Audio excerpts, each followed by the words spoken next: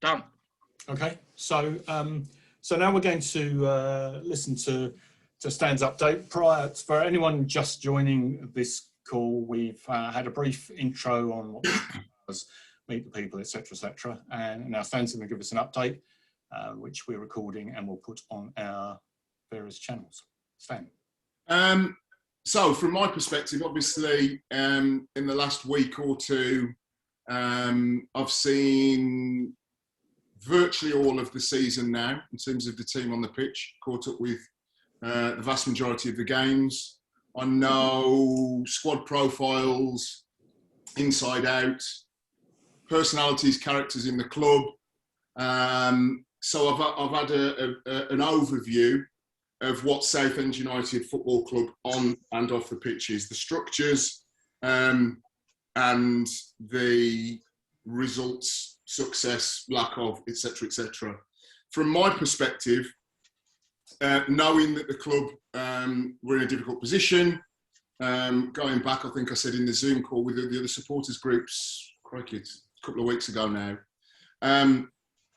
is that over several times over a number of years, I've said to Ron, I think we met twice, he reminded me actually of meeting at my old agent's house in Solihull, and that was around the manager's job around 2003, is that I said to Ron, whenever you need me to be able to just come and help the club, I'm here, please reach out.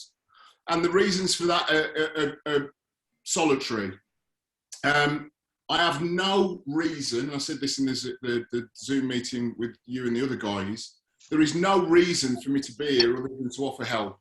Of course, a weathered, battered supporter base that's had a difficult couple of years are going to ask anybody and everybody's motivation for wanting to get involved in the club. I left in the Championship, cracking 6 months, left with a big chunk of change that the club then used, boots and laces and one of the stands, and I've always been welcomed back the time that, not many times I've gone back, the times that I've gone back. And little things, receiving telegrams on my England debut from everybody at Southend United Football Club, coaches of Southend United fans going to Wembley to watch my England debut, haven't been forgotten. It might seem naive, but I still believe that vibrant former players associations, which, you know, we're talking about the sort of interaction in different parts of the club, are important. Liverpool has one, Aston Villa has one. I go and visit many clubs in the work that I do, including Ajax, and I've mentioned Georgie Hadji's club in Constanza, which he bought a third division Romanian club, had a vision how to run it. 5 years later, they beat the great Steaua Bucharest to become champions of Romania. I know what it takes to be able to get a football club to have the right positions, the right places, the right talent, because my phone book is exceptional. So in the last 2 weeks, I have been working 24/7. Ron didn't ask me to, I've done it off my own bat, to be able to look at potential CEOs, find out a little bit about them, have a chat to them. Likewise, players that are on the unattached list. I had a look at the unattached list 3-4 days, every one, and I'm talking about every club in the country, the general list, which only gets seen by a very small number of people prior to release. So asking questions of agents, football recruitment specialists, would these fit the player profile for Southend United in the National League with a view to getting back up at the first attempt. So that's all the background. Lots and lots of phone calls, lots and lots of people brought to the table whose CVs are A1, as good as anywhere in the country. I'm not talking about picking the phone up to a Harry Redknapp or a Sam Allardyce, chuck as a manager, I'm talking about people that are relevant in the game today. So I met Ron last week in Essex. We had a Zoom call prior to that, a few days before, and I spoke to him as straight as I would speak to you. The aim is really simple. A former high-profile Southend United player that has a huge following and things like social media, which can help get messages out, which can help sell the club, real tangible things, and with an A-class contacts book. And we had a really good chat, and I think that we understood each other on a level. I think for me, it was important to say, I'm not a cheerleader. I'm not here to waffle, to be patronised, to be invited to come down 10 times a season, wave, and then go back, because that's not building a football club. I could do that anyway, and I would pay for the privilege to do it. I'd pay my own money to come and watch any football match. So we had the Zoom call, and they said, let's meet. So we met in Essex, and I took with him my guy, my preferred candidate for CEO. Why is this guy my preferred candidate? Out of about 25 people I looked at, some of them are contacted, some I had numbers already for, including the guy that Ron is going to meet this week, his guy. This guy is young, hungry. He presented in front of Ron stats and statistics that turned round corporate, HR, finances, from a negative situation at the club that he's at to a positive situation. He has a background in a vocation that would give the club much more than a chief executive officer. It could be rubber stamped by law, if you like. And it was the first time I met him with Ron, other than we'd emailed and messaged. I think Ron liked him, Ron liked his message, and we all agreed to walk away and come back another day. So Ron did ask the potential CEO to send in his CV. That was done with thoughts and ideas. One of the first things that CEO said, I want to go in on day one, today, tomorrow, clock is ticking, and work for 60 days straight, which is what I did at this other club, to be able to get an idea of the departments and to start to put the ducks in a row so that we're on the front foot off the pitch. What I said to Ron was, and I covered in a very long email, so we had 2 hours. I think we both set out a really good pitch, numbers, stats to back up his success at the club he's currently at. We both sent our CVs, and then mine was, Ron asked me to basically set out, Stan, what do you want to do for this football club? And like I said, it's not a cheerleading role. Whether it be Michael Zorc at Dortmund, a former player that basically said, this is a working class club, working class football area. I know what these people want. Stability, give me the job of a CEO, of a director of football, or whatever you want, name you want to dream of. Michael Edwards at Liverpool, identically, left back at Peterborough, dropped out of the game, became a school teacher for a little while, got into the data analysis department at Portsmouth, goes to Spurs, headhunted by Liverpool. There is no magic wand as to what a director of football or an advisor is. You've either got experience and contacts or you haven't. And with the greatest respect even to the likes of many of the CEOs and not CEOs, directors of football that I know and have spoken to, they can't call people up and say, hi, it's Joe Bloggs here, because they say, well, what's your name? People know me, for better or for worse, so I can get in and open doors. Spoken to several players already that would be interested, at least speaking to whoever the manager is in the club. That would be very exciting, but that's for a manager to decide. That's me bringing something to the table. So my pitch to Ron was very simple: a stable and sustainable Southend United document. What's the role? Historically, in the last 10 years, it would be called a director of football, but some of the key issues and key job roles and responsibilities are not what a director of football would do. I would look to take on more. And the reason why that is it's things like a director of football would look at the football department and say, right, let's get ahead of recruitment in. Let's get ahead of under-23s. Let's have a look at the academy. Let's have a look at this. That's pretty much all there. I think that Ron will make decisions very soon based on what he has. There are some positives to that. there are some questions that I think need rightly asking about that, because the club is in the National League.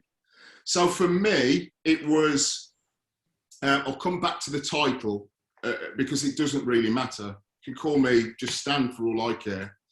Scouting, watching players, the length and breadth of the country. The rules have changed now. I know that it's very, clubs in the lower half of the Football League pyramid weren't looking abroad, but that's been cut because of the Brexit rules. There is a massive amount of players that want to play football in these shores, in budget, in price, that would run through brick walls to play for Southend United.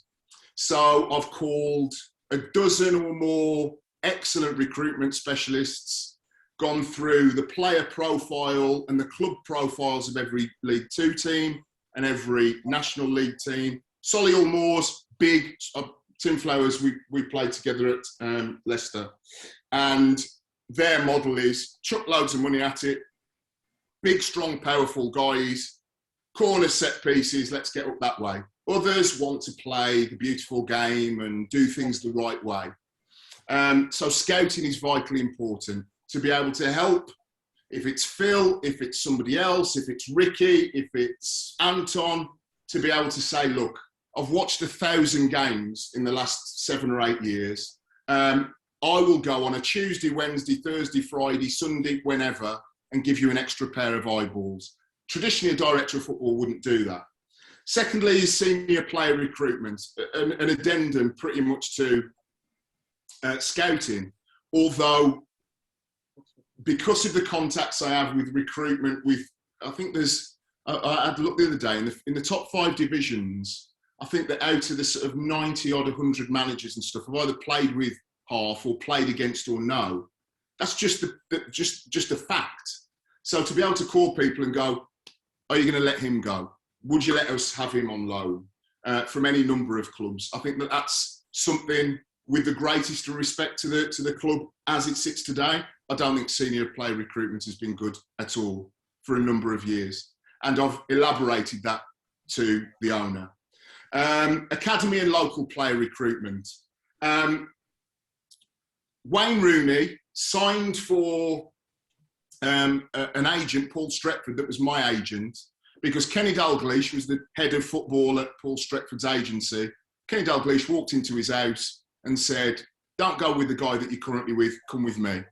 That makes a massive difference. I walk into little Johnny's house with Ricky or with Craig Fagan or with anybody involved in the youth recruitment, and if they've got Leyton Orient, Southend United, Colchester United, I will make them sign for Southend United. Because here is a guy that's played for Stafford Rangers in the 5th tier and has played for Liverpool and played for his country. That's a currency. QPR use it very well with Les Ferdinand, that particular thing. Turns up, he's got the blazer on, lovely guy, and he's very persuasive in being able to get players that have great ability, that may have 2 or 3 choices, to go to your choice. Does Mark Bright do that at Palace then? Mark Bright is with the under-23s, but he fulfills a number of roles at the club. He sits with the chairman and give him his football opinion on match days, who's playing well, who's not. He'll gauge the mood of the group generally towards the manager. He fulfills a number of roles, which is why it's important to not be transfixed on director of football. In America, they call it a general manager. It can be called whatever you like. The whole end game here is to bring people together, to be able to make sure departments are communicating properly, and to be able to make sure that the structure is robust enough to be able to, if Maurizio Pochettino is Southend United manager next season, and then he decides after 6 months he wants to go back to Paris, that the structure is strong enough to withstand a manager leaving. And that's a reality. The reality is that Ron, as owner, as is his right, went from Phil Brown to Chris, and then ended up this season with Mark Molesley, all wildly different managers. What's the consequence of that? The consequence is that Chris Powell comes in and he wants to get rid of 6 guys that that Phil had. Phil comes in and he doesn't necessarily think that the player profile to get out of the National League is going to be playing it out from your central, from your goalkeeper to your central defender, or guys that haven't played men's football. There isn't a right and a wrong answer. The right and the wrong answer is your results. And the reality is the results have been in steady decline for a while now. So to have somebody in a CEO position that sits with Ron and that sits with a director of football, chairman's friend, call it whatever we like, is that it's giving Ron more voices in his ear, which I've said to him, I think he needs. I think he needs real tangible help. I think he needs a confident that to be able to see the Billy bullshitters in the game from those who genuinely want to see the club do well. And from my perspective, I can prove it because I don't need to be here. I come here with no other remit other than to say it would make me incredibly proud and happy to do off the pitch what I helped do on the pitch for 6 months. So I'll come back to the Mark Bright point. 6.6, using me as a marketing tool.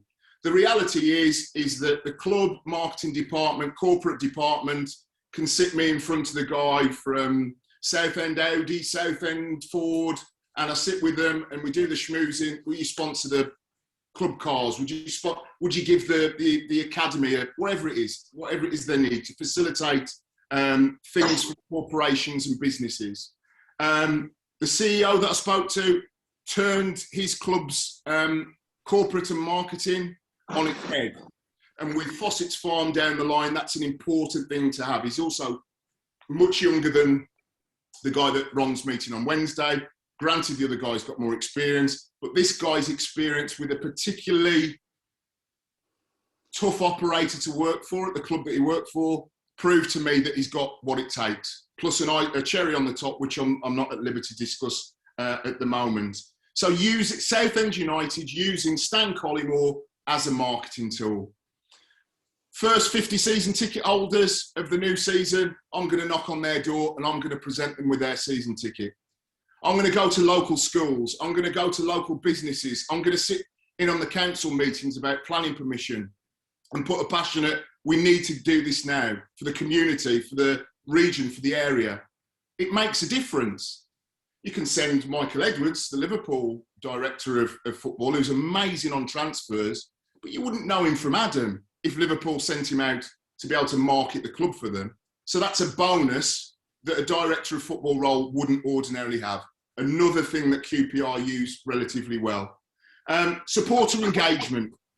Perhaps the most pressing non-technical, non-business, non-football element is you guys. All I've seen on Shrimpers, I've been on there for 17 years, gauged opinions on Twitter, followed lots of different fans, sometimes direct messaged them. What do you want from your club? Canvassing people, marketing, focusing. And there are several camps. Ron out, he's run his course. We can't get rid of Ron because if Ron goes, the club goes. Acknowledging Ron's longevity and perhaps even genuine love for the club, but he's lost his way. I would probably fall in that camp. I can only speak as I find about anybody. And we hit it off. And I spoke to him like this. It wasn't, hey, Mr. Chairman, great, so I'll be ambassador and I'll turn up to Roots Hall every week and wave and stuff. It said, it's time to roll the sleeves up. Time to treat people properly and move this football club forward. And I'll tell you all guys now, from speaking to people at other clubs in the division last year and Leagues One, I don't think Southend United have treated other clubs, loanees, agents, recruitment people, particularly well at all. And I think that when it comes to building bridges, the point after the supporter engagement point that I'm making now, is that there is a lot of work to be done to make Southend United Football Club a club where you go, I am the technical director at Salford City, Stevenage, Rochdale, Oldham. I am more than happy to send you our under-23 striker on loan for a season. You'll get people in this season because whoever the manager is, he'll know his usual agents or usual recruitment people. I want it to be as big as possible. Not just a small amount of clubs that have been worked to death or overtaxing Ricky in the academy and saying we've got to get this player through early doors. You want an academy to grow and build.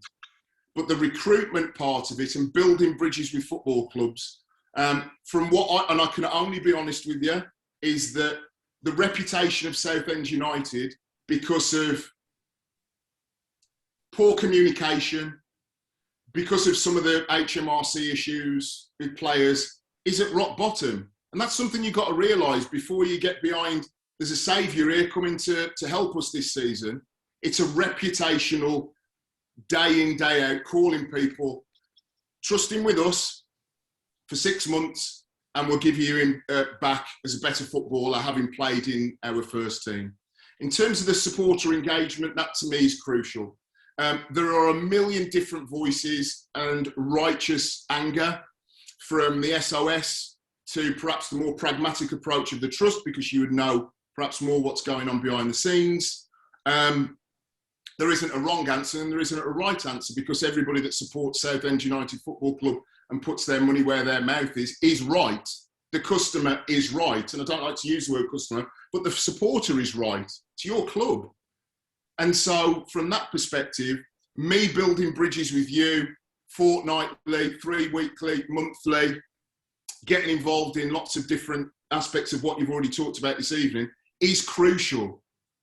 It's not for debate, it's crucial, because you cannot have a unified football club where you're all singing proudly in the South Bank, the North Stack, wherever, North Bank, wherever. I know that it's away end, and that bothers me a little bit, but that's a little hobby horse of mine that I'll come to. This is why I put it in my little poll on Shrimper Zone about what did you think about the North Bank. But the most important people after COVID are going to be you guys, because I've got a mate that's been going to Wolverhampton Wanderers since, I think he's missed one game since 1973. And he's wavering, going back. He's like, I'm not really quite sure the way that the club's run and their engagement, and they're actually quite good. But there'll be a lot of people that have said, just by virtue of the habit of going to Roots Hall for 20, 30, 40, 50 years, don't just bank on that post-COVID. There might be other things that I want to do now. So we want to get the existing supporter base into the ground, and we want to bring new people along. And only by doing that is by you going. I heard from Collymore today in the Flag and Lamb pub. He sat for an hour. He set out exactly what the club is doing in this next month or this next 3-4 months. At least I know what's going on. I don't believe that the communication process between club ownership, various managers and supporters has been good at all. And I think that is something that needs rectifying immediately. Point 8, confidant of the chairman. I know every rat in the game, unfortunately. I know every agent that tells tales and player that tells tales and bad apples and you name it. Because I've been a good pro in my career and I've been a bad pro in my career. I'm talking about the football career. As a sports journalist, A1. I decided many moons ago, the more right you do, the luckier you get. I'm not sitting here preaching, but it's a fact. You all have experienced it in your own lives. So I sat down with the chairman. I said, Chairman, sometimes you're going to need somebody to say, that's a really bad idea. To put out a club statement that mentions Mick McCarthy or Mark Molesley has no value whatsoever. And let's say that we go like that. Get back in the Championship. Mark Molesley's just left Derby County. He's the next big thing. We might want him. So why throw him under the bus now? And why, by virtue of mentioning Mick McCarthy probably didn't even know. He hasn't seen the statement. But if I was a manager that was talked to 3 or 4 years ago, I wouldn't want to be referenced now. I'm manager of Cardiff City.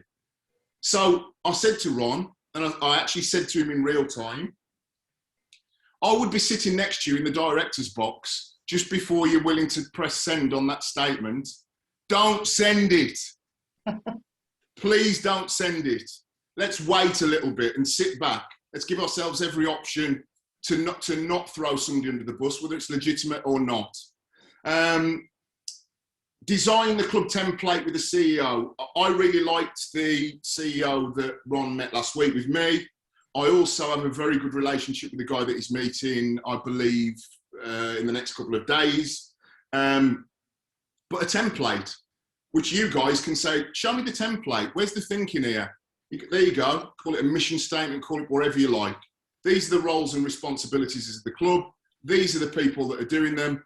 Everybody unites behind it. No tails behind everybody's back. We either are all in it, or people that don't want to be in it, off you go. And that would include me, that would include anybody else as a potential servant to the football club. Rebuild relationships with other football clubs, I've mentioned that.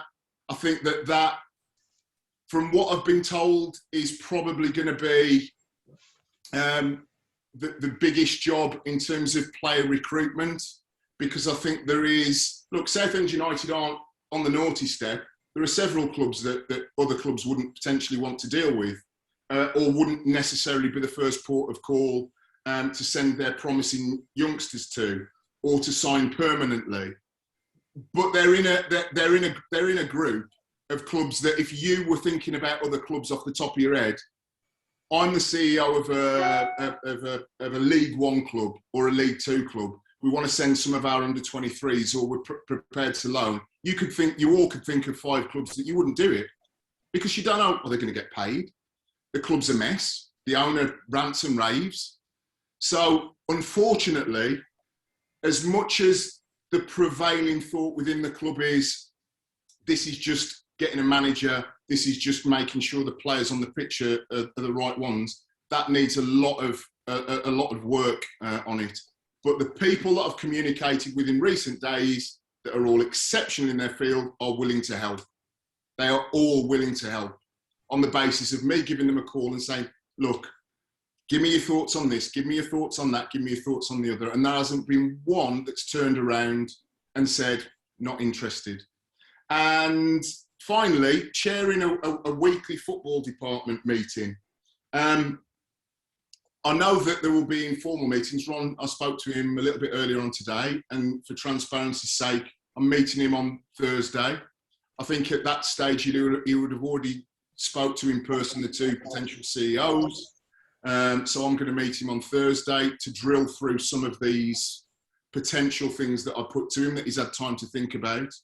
But to sit every week as whether it be an advisor, a director, whatever, it doesn't matter. Again, let's get away from titles.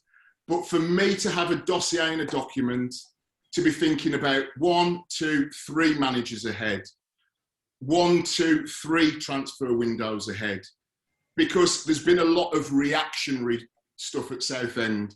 This has happened today, let's call him tomorrow and get him in. Let's do this today, let's sign him today on 5, 10, I don't know the figures about weekly sums that historically, but I know that there's been good money spent. And, you know, I've said to Ron, sometimes less is more. Don't give somebody a 3-year contract if a year contract will do. Don't give somebody, you know, a lot more than the going rate for the division or for a job. That's just common sense. That's not any revolutionary thought.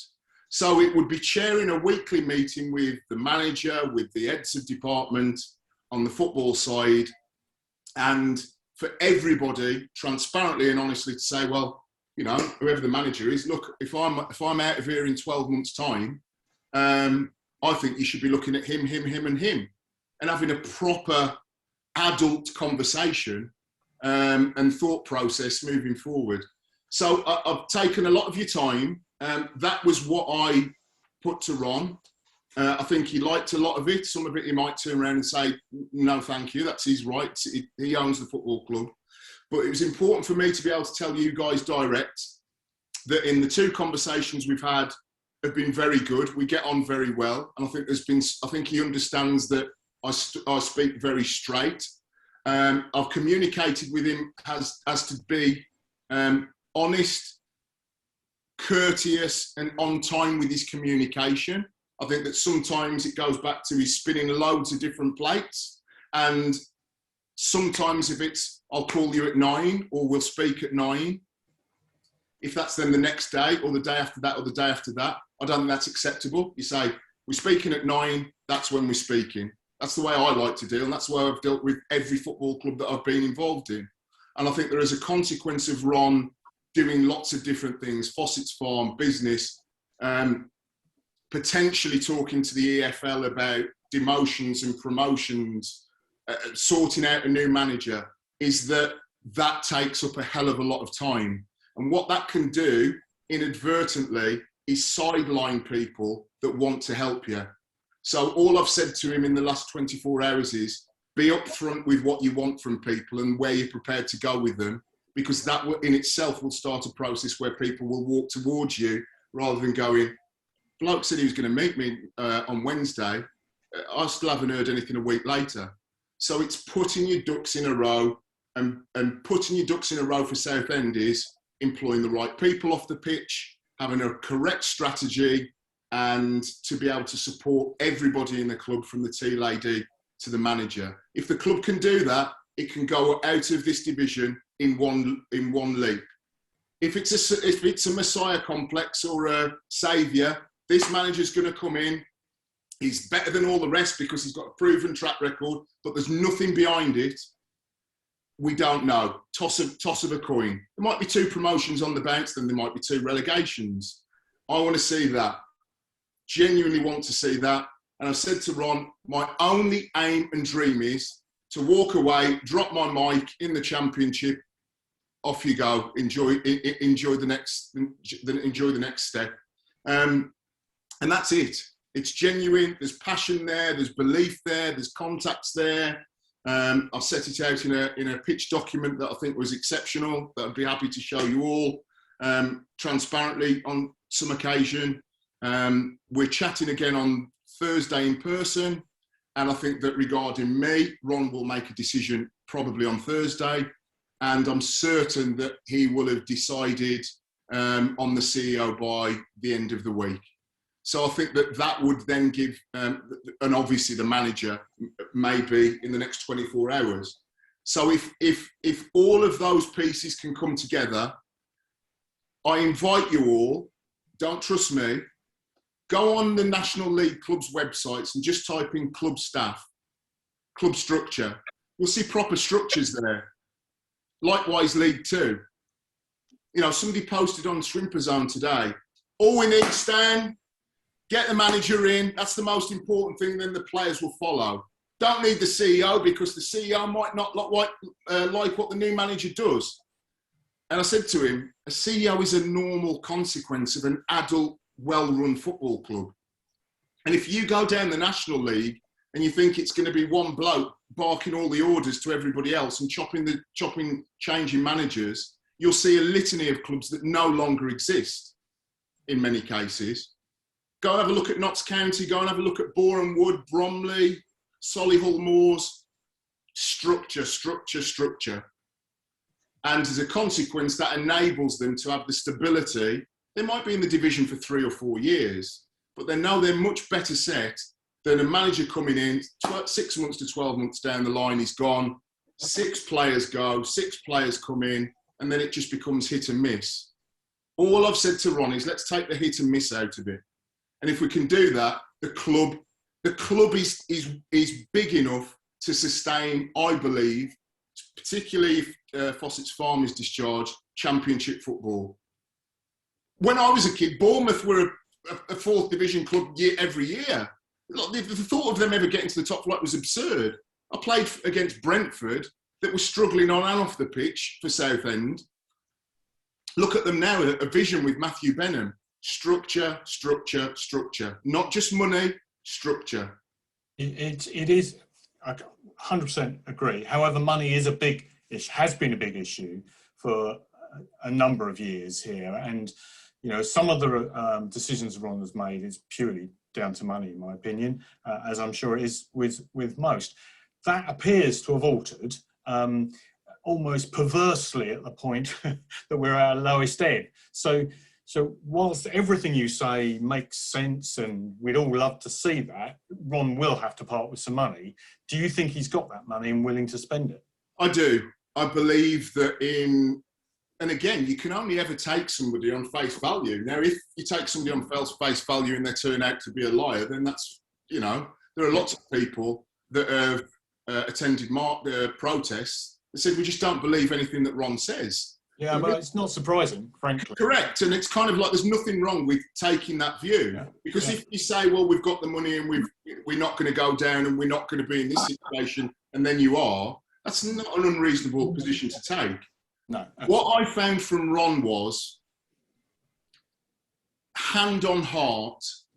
And I looked at him and I kept on looking him in the eyes and I said, look, don't flannel me. I said, what's the motivation here? And as he's mentioned to you guys often, I'll never see my money back, etc., etc., etc. And then you see some of the conspiracy theories elsewhere that it's about a big payday and Fossett's farm and blah, blah, blah, blah. I genuinely believe that he feels that the dealings that I have with very wealthy individuals all pretty much spits out the same kind of ultra mentality, and that is because I have success here and I have the tangible trappings of success, that means I can do anything at any time and it will be a success. And if you've been involved in the first 10 years of a football club and it has had promotions, it has been to Wembley and won, if it has had the adulation, then you get to 2014 and you've had a CEO that's gone, then you've got Steve Kavanagh that comes in and then he goes. You might think, well, I can do this all myself. The right thing would have been to do is to double down then and say, you know what, if I'm starting to feel a little bit, and the one thing that he keeps acknowledging is how thin he's spread. And for me, that tells the main issue of him as a person, that he wants to micromanage and be involved in everything. I know that because of what's gone in the last 48 hours, which again, I won't go into because it wouldn't be appropriate to, but wanting to micromanage every single thing, superseding a structure that would mean, let's get 4 of us together and discuss this rather than just off the bat doing it yourself. And to answer your question specifically, I do believe that there are the financial resources with what he wants to do. He's already mentioned about trimming the playing squad, but from his own businesses that filter into Southend United, I don't honestly believe that is an issue. I don't. I've spoken to lots of different people, financial analysts, and looked at the back end of a number of things. He had a massive get out last week in the Zoom meeting with, I think, were you in on it, Paul, when Ricky and Patrick were in on it? And he said, I'm not selling the club, don't need to. He could have said then, if somebody is out there now to buy this club for what I want it for, Stan's been rattling his sabre and saying he could bring people together to do that. Let's call your bluff and let's do it. He could have done that. He didn't. So in terms of the finances, I think a lot of what's happened with the club is reacting to events. I've done this, I've done 20 different things today. I've not looked at the proper financial situation of the club. Damn, we better get to HMRC at 11:59 and 59 seconds and pay this bill or pay that. That has consequences on and off the pitch. I think there's been some naivety there. I think there's been some misplaced trust. But I have very few concerns from what I've been told that from the financial stability angle, that there isn't the resources there to be able to fully resource the club in the proper way. It has been a choice for the right parts of the jigsaw to not be implemented into place. That's my understanding. Yeah, so I guess we feel that altered, relatively recently, obviously with the council news, etc., etc. So I mean, that's our opinion as well. I mean, yeah. As I say, perversely, we're in a better place financially, probably. Okay, but that's good. You mentioned any questions, by the way? Yeah, let's go around. Sort of keep you all night. But any questions that you specifically have, please ask them, because again, one of the most important things is you to be able to get answers that satisfy you, rather than then taking to forums and saying, it's okay, I'm saying this and this, but I didn't get an answer to that. So please feel free to ask any questions. Can I ask a couple of questions? Please do. First of all, thank you, Stan, for your involvement. I think it's been a breath of fresh air, but you've heard that from a lot of people already, I suppose. One of them I think you've already answered, but just to clarify, if Ron was to go in the other direction and pick the other CEO, would your offer still stand to Southend United? Do you want me to answer that first? Or have you got it right? Yeah. That would be a decision that I would make based on what I feel that both guys could do. I know both guys. The only reason why the one is preferred over the other, and that's so tempting to be able to be able to say something, but I'm not, is that I think that one guy would be particularly invested in the short, medium and long-term success of Southend United Football Club. My only care, more than the other guy. That the other guy is eminently more experienced. He's been around the block a number of times. So from a qualified CEO's perspective, he's a qualified CEO. But so is the other guy. But there's an angle here which hasn't yet been expressed. Two angles, actually. One's a vocational one, and one is more of the heart, that would see one significantly better placed for me. But that would be a decision. If Ron comes on Thursday and we have a meeting, and he says, I've decided to go down this route rather than this route, would you still fancy doing this, and this? Then that's a decision that I have to make. The only criteria that I've pressed home to Ron in word and in phone calls, I don't want a ceremonial role. There is no point to be able to just say, here's all your contacts, here's everything that you can bring, here's stuff that ideas that you've already given. Just come and turn up and tell me if number 9's playing well or not. There's just no point. You can get 1 million people to do that. So that would be a conversation that Ron and I have on Thursday. On Thursday, you might just turn around and say, I've read everything you've got to say. I like number 2, I like number 6, and that's it. Do you accept it? And that's a conversation that then will move forward or not. Cool. My other question was just around, on the Zoom call, Ron mentioned about potentially hiring both, and I don't know whether that was split or whether that's feasible. Just be interested in your views on. Well, I think that he's obviously gone away and given it some thought, and I think that the reason why that both could work is that they wouldn't both be doing the same role. So again, I have to be very careful about not giving away too much. The classic older CEO is the guy that has been at football clubs, and he's been the chief executive officer that makes sure everything off the pitch runs very well. Whether that style would work in a modern 21st century football club is the equivalent to saying, should we have a CEO at all or not, and just let Ron or any owner have ultimate authority to deal with player contracts and managers and stuff. The other guy I think that Ron likes, I think that geography, vocation, which is a big one for me, and one particular big cherry on the top would mean that I think that this guy could come in and be a day-to-day excellent conduit for change in the club and working well with people. He's a good lad, really good lad. The other guy is more of a figurehead that give me that warm feeling of he's been around the block a little bit more. And Ron might see him. I'm not sure of his location. I know he's worked at football clubs around the country. I wouldn't imagine that the stage he's at in life that he would just up and move to Essex. He may already live in Essex, I don't know. But I think that the other guy would be more of I don't know, what would you call it, a president or just not a day-to-day CEO, somebody that has got an overview of the industry that could help. So that's maybe what Ron's thinking. Stan. Stan, the role you're describing, numbers 1 to 12 or however many were on the list, sounds fantastic and sounds 29 hours a day as a role. Yeah. You're confident, one of, I assume, being able to do all that, and building on the point you kind of just mentioned, does that involve you coming down and living next to Roots Hall? Yes. I could. If they, it was Jose Mourinho that was living at the Spurs training ground for his first couple of months. I wouldn't live at Roots Hall if I was you.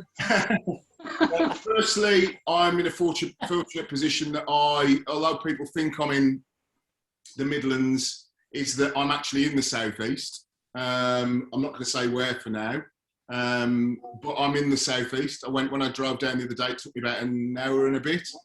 So I'm actually already in the southeast to do a lot of work in London. So I rent out my house in the Midlands and have been in the southeast now for 2 or 3 years. In terms of, and Ron asked the question, he said, have you got the time? I said, I have all of the time that you need as long as this is done properly. And that's it. I've said to him, I mean, in terms of doing things right, since I've been a sports broadcaster, I've presented a lot of things, produced a lot of things, been to, like I say, 1,500 games in various competitions, and been lucky enough to win 6 fairly prestigious sports journalism awards. And there's no epiphany. I have now very good people around me, which wasn't always the case in my football career. So I looked back at my football career and said, what did you do right and what did you do wrong? Sometimes a lot of misplaced trust in people when you're at the highest highs and you get the classic hangers-on around you, which takes you off course. And who were the people that helped you on the way that were really good? So in my second incarnation, I'm up first. I'm first in and I'm last out. That was my sort of journalism sort of part. First into a stadium, last out at night. Constantly talking, learning, paying my own way to go and look at football clubs, how they operate, why they operate in the way that they do, asking questions. So in terms of being ready to do this kind of role, I've always been ready. I mean, as a sports journalist, I was probably 5 years before I actually worked for any broadcasters, when I was technically off in between finishing a football career and starting a sports journalism career. I was already prepped and ready to go. I was already mentally there. Now, the only clubs that I would offer help to are Southend United, Nottingham Forest, and Aston Villa. And at Nottingham Forest, and the supporters clubs will tell you this, they had an owner, Fawaz, from Kuwait, that gave promise after promise after promise after promise for a number of years. And it became obvious that not only those promises weren't being discharged, but perhaps the finances weren't there in the way that a lot of fans thought they were. So a supporters group contacted me and said, look, we're having a march at the City Ground. Would you come? I said, I will come. I said, because what's gone on at the club is nothing short of a disgrace, and I'll go and knock the door and go in and see if I'm welcomed. So I get to the club, we get to the City Ground, lo and behold, I'm welcomed in. And the guy that was the de facto CEO was the former owner's translator of his cricket club in Kuwait. That was his CV for becoming the de facto CEO of a 2-time European champion football club. And there was one agent that was wrapped around him that was essentially punting players to Nottingham Forest left, right and centre. No broad brush, no director of football that made sure. We just want the great player. We don't want to work with one specific agent. And I then got invited by Fawaz, the owner, to his home in Berkeley Square. And I sat in, and he was there with Sky Sports News on, eating toffees, barely gave me a glance. And I said, thank you for inviting me. I said, unless you do something tangible, they're going to vote with their feet. And they're not going to come, and they're going to get you out. And within 6 to 8 weeks of that, the club was sold to the Olympiacos group, which now own the club. Now, I'm not saying that's the power of me. What I'm saying is it's the power of a profile to be able to shine spotlights on parts of a football club, bring people together to be able to affect positive change. So from my perspective with Southend United, I sat and spoke to my family and I said to them, I really want to help this football club. League One, all that, but forget League One. I played for the club in the Championship. I remember what it was like, the feeling of that last day against Luton Town. I remember working as a sports broadcaster and watching the Wembley games and buzzing. So for me, I said to Ron, you're going to get way more than you expected. I said, you probably won't think that, because you probably think, Christ, he's a bit loud and he talks a lot and got a bit of a reputation, this, that and the other. The reputation is 25 years ago. Everybody has the right to move on and develop in life. And I have. I genuinely have. So to answer your question about giving the time, I would give 29 hours a day to Southend United, because I wouldn't want to. I've actually given 24 in the last 2 weeks. So another 5, you know, in some official capacity wouldn't be so much of a drain. So the answer is yes. Thank you. Anybody else? No? No question. Just thank you. Recognise this, Dan. No, thank you. There you go. No, thank you. Thank you. Recognise this, Dan. We felt so despondent about this football club for the last 3 years, and you're like a breath of fresh air. You The really thing is, Claire, is that in lots of businesses in life, in our own personal relationships, and nobody probably knows more than this than all of us during COVID, is that when you're thrown things that kind of knock you slightly sideways, we all deal with things very differently. I think that you could probably apply that to Ron. He walked in and he said, right, I want to be an owner. I'm a successful man.